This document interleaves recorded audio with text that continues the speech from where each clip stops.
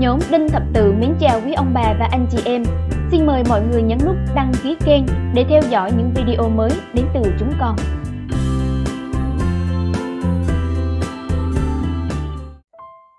Tôi đi cải tạo năm 1975 và được tha về năm 1982. Trong thời gian tôi vắng nhà, vợ tôi đã phải tần tảo nuôi con, ngược xuôi nay chỗ này, mai chỗ khác, nên không có hộ khẩu. Vì thế, khi được tha về, tôi đã không được nhà cầm quyền cho hộ khẩu. Công an yêu cầu tôi trở lại trình diện Bộ Nội vụ. Tôi sợ sẽ bị bắt đi cải tạo nữa, nên sau nhiều lần lên huyện xuống tỉnh nài nỉ mà vẫn không được chấp thuận. Vì vợ con tôi chưa có hộ khẩu, nên tôi xin được vô hộ khẩu của người bà con. Tôi quyết định dắt díu vợ con vô rừng làm rẫy, cách xa chợ chừng 10 cây số. Tôi muốn tránh gặp mọi người, nhất là công an, du kích, vì sợ sẽ bị bắt lại với tội không trình diện hàng tháng và không hộ khẩu. Ăn uống thiếu thốn, làm lụng cực khổ, mũi rừng và khí hậu thời tiết nghiệt ngã. Tháng 8 năm 1983, tôi lâm bệnh sốt rét ác tính. Các y sĩ địa phương đều bó tay vì bệnh tôi đã quá nặng. Các em vợ tôi đã để tôi nằm trên một chiếc võng căng giữa hai chiếc xe thồ đưa về nhà cha mẹ vợ tôi. Tôi được vị linh mục phó xứ cho chịu phép sức dầu. Sau khi đã xưng tội và rước mình thánh Chúa, tôi thấy mình quá mệt nên trình với ngài rằng: "Thưa cha, con mệt quá." Rồi tôi đi vào hôn mê hoàn toàn. Vợ tôi kể lại, sau đó đưa tôi về Sài Gòn xin vô bệnh viện Chợ Giẫy, nằm phòng cấp cứu. Tại đây, tất cả các bác sĩ đều bó tay và yêu cầu đưa tôi xuống nhà xác. Chỉ duy có bà bác sĩ Phương xin giữ tôi lại để bà ta chữa trị, coi như thí nghiệm theo cách trị liệu của bà ấy.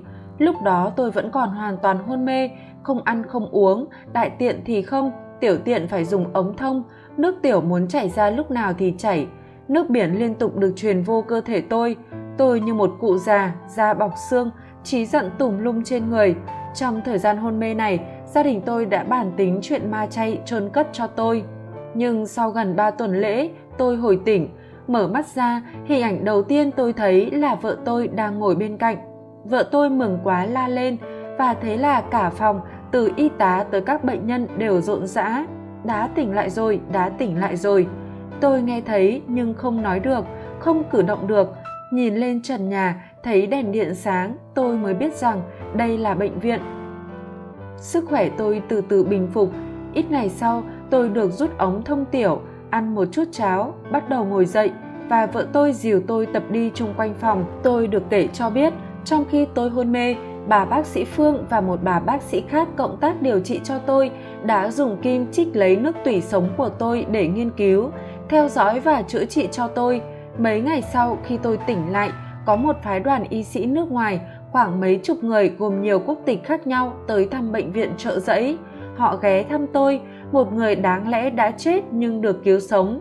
Bà bác sĩ Phương đã trình bày cho phái đoàn về bệnh tình tôi và cách trị liệu của bà. Một bác sĩ trong phái đoàn đã xét nghiệm tôi ngay lúc đó. Chiều hôm ấy, tôi ngồi nói chuyện với bà bác sĩ Phương ngoài hành lang. Bà nói với tôi rằng anh được thoát chết thật là may mắn cho anh, còn tôi cũng được vinh dự. Phái đoàn y sĩ này đã yêu cầu bệnh viện Chợ Giẫy khám bệnh và điều trị bất cứ bệnh gì còn có trong thân thể tôi. Vì thế, tôi được chụp quang tuyến và khám bệnh toàn bộ cơ thể. 4 tháng sau, tôi rời bệnh viện với một thân thể hoàn toàn không có bất cứ bệnh gì. Trước khi ra về, bác sĩ Bính nói với tôi, khi anh nhập viện đã có mấy người bệnh như anh đều chết. Vì thế, tất cả các bác sĩ đều đồng ý đưa anh vào nhà xác và chính tôi đã đề nghị mổ phúc mạc anh để nghiên cứu. Nhưng bà bác sĩ Phương xin giữ anh lại để bà ta chữa, và bây giờ anh vẫn còn sống. Thật là kỳ lạ. Rời bệnh viện, vợ chồng tôi ghé thăm anh chị họ tôi. Mẹ tôi là cô ruột của chị ấy. Anh chị rất thương tôi. Chị nói với tôi rằng Chúa để em còn sống là để em lập công đền tội đấy. Lời nói này vẫn luôn nhắc nhở tôi. Vợ chồng tôi cùng với con cái lại tiếp tục vô dãy canh tác như trước. Vào một đêm, trong giấc mơ, tôi thấy một bé trai khoảng 12 tuổi bồng một bé sơ sinh đến chào cho tôi và nói: "Tôi nói cho chú hay, đáng lẽ chú đã chết rồi, nhưng chú còn sống là nhờ kinh kính mừng đấy." Nói xong, chú bé bỏ đi. Tôi nghĩ chú ta đã quên không bồng em bé đi, nên gọi lớn để trả bé sơ sinh cho chú ta. Tiếng kêu ấy làm vợ tôi thức giấc, nàng lay tôi dậy. Ngay lúc đó, tôi có cảm nghiệm và đinh ninh rằng chính Đức Mẹ đã cứu tôi. Tôi hồi tưởng lại những lúc mẹ dạy tôi cầu nguyện và lần hạt mân côi từ ngày tôi mới lên 8, lên 9. Mẹ tôi qua đời năm 1967, lúc tôi đang theo học khóa 25 sĩ quan trừ bị Thủ Đức. Nhưng điều người dạy tôi phải siêng năng lần hạt mân côi và cầu nguyện liên lỉ thì tôi không bao giờ quên. Lúc còn đi học, khi gia nhập quân đội, lúc hành quân nguy hiểm, thời gian trong trại cải tạo, khi nào việc lần hạt mân côi cũng là liều thuốc an bình cho tôi. Nhất là từ sau lần thoát chết kể trên, tôi đã cảm nghiệm và hiểu được rằng Đức Mẹ đã cứu tôi để tôi xét lại con người mình. Nếu tôi chết lúc bấy giờ, chắc tôi đã sa hỏa ngục. Ôi, tôi đâu có ngờ rằng những kinh kính mừng đã làm đẹp lòng mẹ Maria. Lòng yêu mẹ của tôi có là bao mà mẹ lại thương tôi dường ấy.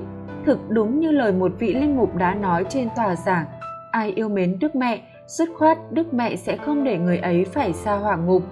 Vào năm 1988, trong một bữa cơm ở nhà chú vợ tôi ở Sài Gòn, có mấy người bạn của chú là những sĩ quan cao cấp tá đã khuyên tôi phải cố gắng vô hộ khẩu, vì thế nào Mỹ cũng đưa được những tù nhân cải tạo đi, và bảo tôi nên xin tờ LOI, Letter of Introduction của Mỹ cho chắc ăn. Vì thế, ngày bữa đó, tôi biên thư gửi sang tòa đại sứ Mỹ ở Thái Lan, nhờ một người bạn ở Canada chuyển. Chừng 4 tháng sau, tôi nhận được tờ LOI.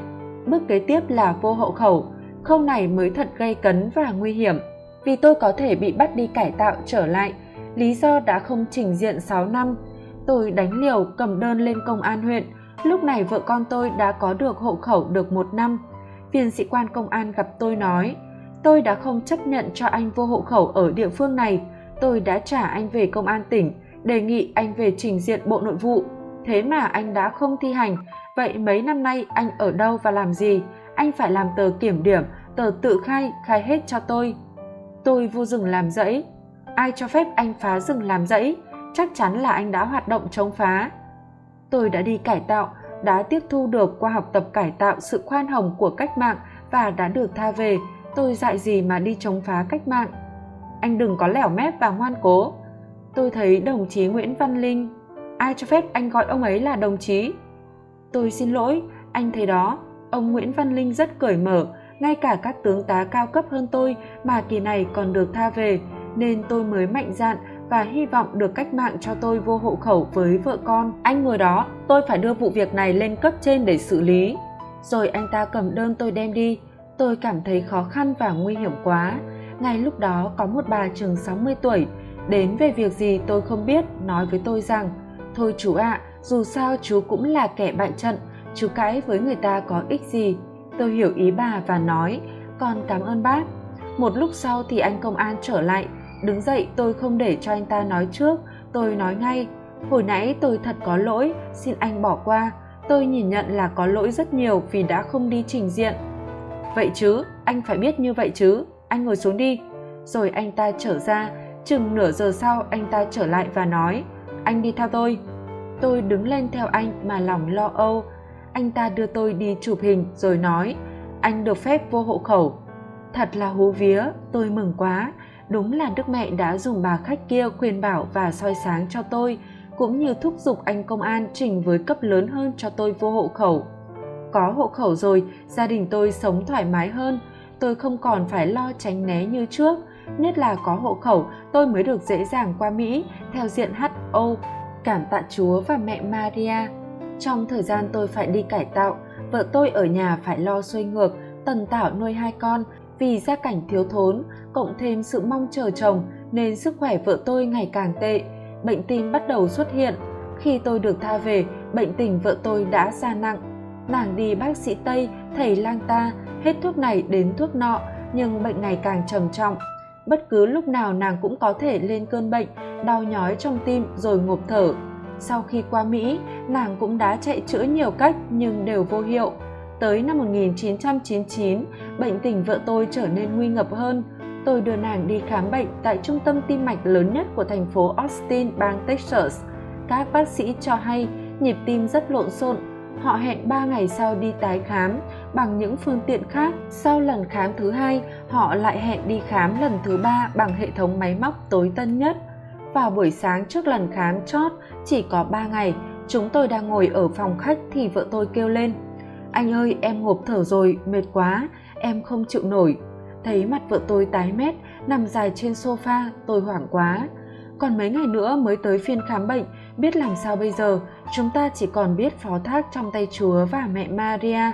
Vậy anh viết thư xin dòng đồng công khấn cho em rồi đưa em đi nhà thương nhé.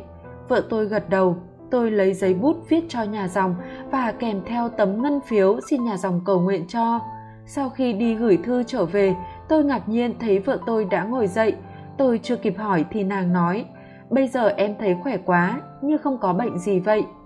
Mấy ngày sau, như đã hẹn, tôi đưa vợ tôi đi khám bệnh. Các bác sĩ ngạc nhiên khi không thấy có một triệu chứng đau tim nào nơi nàng. Chúng tôi ra về, ngày hôm sau họ gọi điện thoại bảo cho tôi vợ ông hoàn toàn khỏe mạnh. Chúng tôi mừng vô hạn. Cho đến nay đã 4 năm rồi, vợ tôi không dùng một viên thuốc đau tim, không cần phải đi bác sĩ. Bệnh tim của vợ tôi đã hoàn toàn biến mất. Đối với tôi, một phép lạ đã xảy ra. Chúa và Đức Mẹ đã nhận lời cầu nguyện của chúng tôi một cách tức thời. Lạy Chúa, lạy mẹ Maria, chúng con xin phó thác thân xác và linh hồn chúng con cho Chúa và mẹ mãi mãi. Tác giả An Phong Nguyễn, chi dòng Đồng Công Hoa Kỳ.